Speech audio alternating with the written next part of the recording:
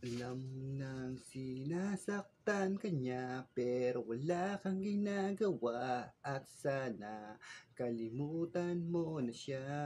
Sana'y patawarin mo mga kasalanan ko sa'yo. Ayoko lang mawala ka.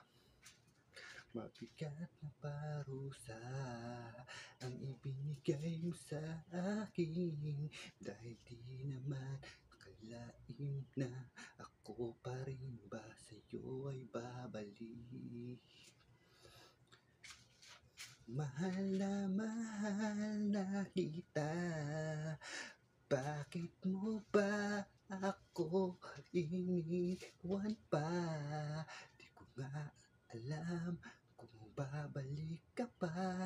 Nananabik ang puso ko at aking damdamin na nandito ka sana pang mayakap ka. At aaminin ko, mahal na mahal kita.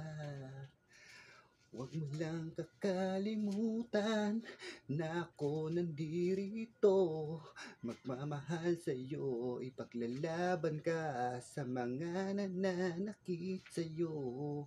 Hindi mo man lang masasabing na ako ay darating.